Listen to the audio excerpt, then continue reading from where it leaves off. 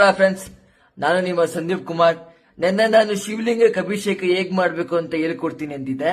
ಬನ್ನಿ ಕಲಿಯದ. ಫ್ರೆಂಡ್ಸ್, ಶಿವಲಿಂಗಕ್ಕೆ ಅಭಿಷೇಕ ಮಾಡ್ಬೇಕಂದ್ರೆ ಬಹಳಷ್ಟು ಜನ ಮಿಸ್ಟೇಕ್ ಮಾಡೋದು ಏನಂದ್ರೆ ನೀರ್ನ ತಗೊಂಡೋಗಿ ಡೈರೆಕ್ಟ್ ಇಲ್ಲಿ ಹಾಕ್ಬಿಡ್ತಾರೆ ಶಿವನ್ ತಲೆ ಮೇಲೆ. ಆ ತರ ಹಾಕ್ಬಾರ್ದು.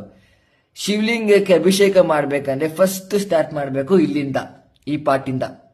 ಯಾಕಂದ್ರೆ ಇಲ್ಲಿ ಗಣೇಶ ಇರ್ತಾನೆ, ನೆಕ್ಸ್ಟ್ ಆ ಕಡೆ ಇಲ್ಲಿ, ಯಾಕಂದ್ರೆ ಇಲ್ಲಿ ಷಣ್ಮುಗ ಇರ್ತಾನೆ ಅಂದ್ರೆ ಸುಬ್ರಹ್ಮಣ್ಯ.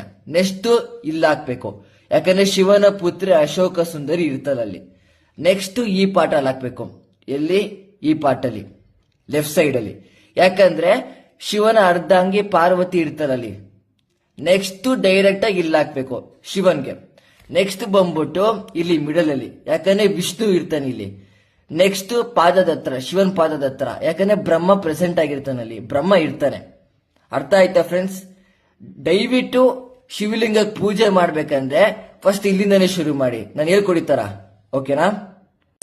ಶಿವಲಿಂಗಕ್ಕೆ ಅಭಿಷೇಕ ಮಾಡ್ಬೇಕಂದ್ರೆ ಇದೇ ತರ ಫಾಲೋ ಮಾಡಿದ್ರೂ ಪರವಾಗಿಲ್ಲ.